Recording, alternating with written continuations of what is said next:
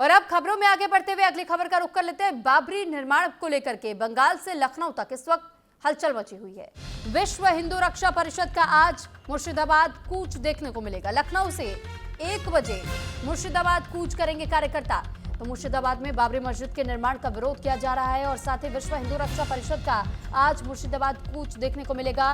मुर्शिदाबाद के लिए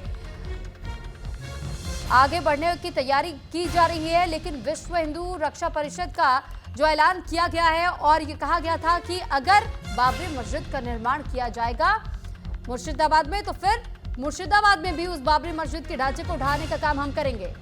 आपको याद होगा कि किस तरीके से 6 दिसंबर के दिन बाबरी मस्जिद को ढहा दिया गया था, विध्वंस उसका हुआ था और उसके बाद से हमने ये तस्वीर देखी कि अयोध्या में राम मंदिर का निर्माण हुआ।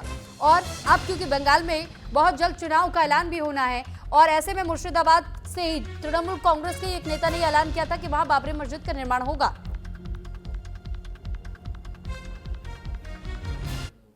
ভারতবর্ষের মুসলমান কেউ তার বিরোধিতা করেনি। যখন বহরমপুরে রাম মন্দিরের শিলান্যাস হচ্ছে আমরা কেউ বিরোধিতা করিনি। আমাদের মসজিদ করার অধিকার আছে। আমার পুত্র সন্তান হলে তার কি নাম রাখবো।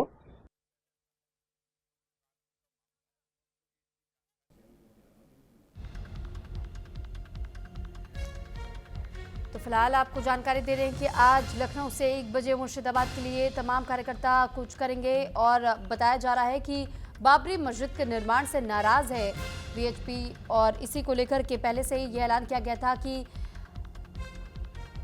विश्व हिंदू रक्षा परिषद की ओर से ये कहा गया था कि बाबरी मस्जिद का निर्माण अगर फिर कहीं करने के प्रयास किए जाएंगे, कोशिश होगी तो फिर उसे भी ढहाया जाएगा। तो मुर्शिदाबाद में 11 फरवरी के दिन ही सबसे पहले नींव रखने की बात सामने आई थी। सुबह 10 बजे कुरान पढ़ने के साथ शुरू होगा निर्माण, ये कहा गया था। और अब इसी को लेकर क्योंकि आज 10 फरवरी और कल 12 फरवरी और ऐसे में आज माफ कीजिएगा इसके 2 दिन के बाद ही 12 फरवरी का दिन जिस दिन निर्माण की बात कही गई है। इस पर अधिक जानकारी के साथ संवाददाता आलोक द्विवेदी हमारे साथ जुड़ चुके हैं। आलोक, जानकारी चाहेंगे आपसे कि बंगाल में जिस बाबरी मस्जिद के निर्माण की बात मुर्शिदाबाद में की जा रही है, 12 फरवरी की तारीख रखी गई है। अब दूसरी तरफ हम देखते हैं कि वीएचपी की ओर से ऐलान कर दिया गया है कि अगर यहां बाबरी मस्जिद बना तो फिर उसे ढहाने का काम भी हम करेंगे। इस वक्त क्या तस्वीरें दिखाई देती है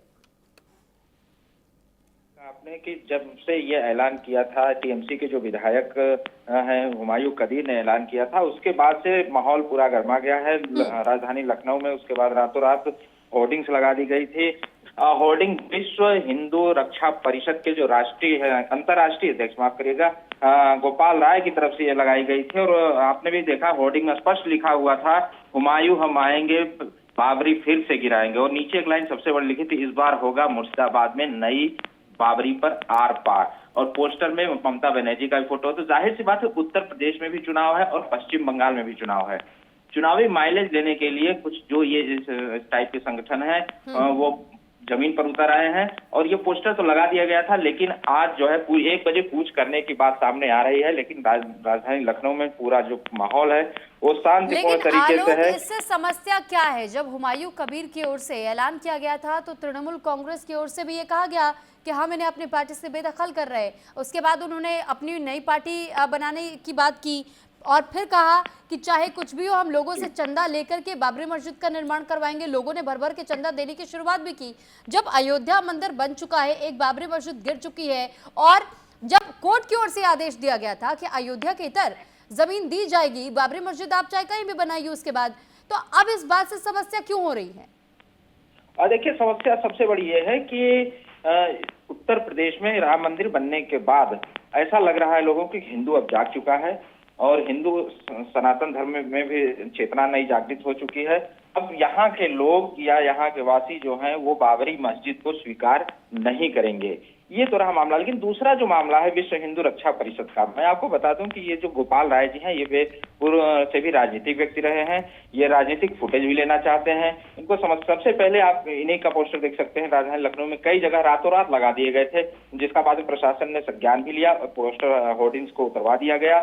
उसके बाद इस पे जांच भी चल रही है और इन पे सख्ती भी दिख रही है। पुलिस मुस्तैद है ताकि ये जो भी ऐलान किए हैं 11 तारीख को चलने के लिए इनको बाहर न जाने दिया जाए, इनके कार्यकर्ताओं को बाहर न जाने दिया जाए। हाँ। कुल मिलाकर हम ये कह सकते हैं कि जो राजनीतिक फुटेज लेना है, जो अपनी भागीदारी तय करनी है, ये दिखाने के लिए ये पूरा का पूरा मामला चल रहा है। ठीक है। वहीं दूसरी तरफ मैं आपसे ये भी समझना चाहूंगी कि जब ऐसी तस्वीर हम देखते हैं, लखनऊ से यहाँ कूच करने की बात की जा रही है बंगाल की ओर, बंगाल लखनऊ, बंगाल और उत्तर प्रदेश दोनों जगह आपने भी इस बात का जिक्र किया कि चुनाव है और ये चुनावी बिसात बिछाने की तैयारी है, क्योंकि बीजेपी ये चाहती है कि बंगाल में भी कंट्रोल हो जाए, उत्तर प्रदेश में है, लेकिन 2027 का चुनाव है, विपक्षी दल बहुत मजबूत यहाँ भी और पश्चिम बंगाल में भी। ऐसे में दोनों का ये टकराव अभी क्या किस नई तस्वीर को सामने उकेरता है? देखिए सुरभि जी, सरकार का कोई टकराव नहीं है, ये टकराव है कुछ दलों का, कुछ छोटे पंथ के लोगों का। लेकिन ये धीरे धीरे वोट बैंक की राजनीति में भी तो तब्दील हो रही है। बिल्कुल बिल्कुल, मैं वही कहना चाह रहा था कि ये वोट बैंक की राजनीति है, क्योंकि एक नारा पहले भी दिया गया था, जिसकी जितनी भागीदारी उसकी उतनी हिस्सेदारी जी। तो जो जितनी भागीदारी अपनी जितनी ताकत दिखा पाएगा, अपनी संख्या बल को गिना पाएगा, अपने पोजीशन को बता पाएगा कि हम इस स्थिति में हैं, हो सकता है सरकार में उसको उतनी तवज्जो दी जाए। सबसे बड़ी बात है, क्योंकि इसके बाद से ये एक राजनीतिक माहौल है, उबाल लिया, भाप निकली और फिर ठंडा हो गए। तो ये इससे साफ जाहिर होता है कि ये पूरा का पूरा मामला राजनीतिक दृष्टिकोण से राजनीतिक माइलेज लेने के लिए है। साथ ही साथ समय समय पर अपने आप को हाईलाइट करने के लिए कि हम भी हैं, हम भी मार्केट में बने हुए हैं, लोग हमको भी जाने और हमारे जो बनाई हुई ये परिषद है, रक्षा परिषद है, उसको भी जाने और उसकी तरफ लोग। ठीक है, अपने नजर बनाए रखिएगा। फिलहाल के लिए बहुत धन्यवाद आपका तमाम जानकारी हम तक पहुँचाने के लिए।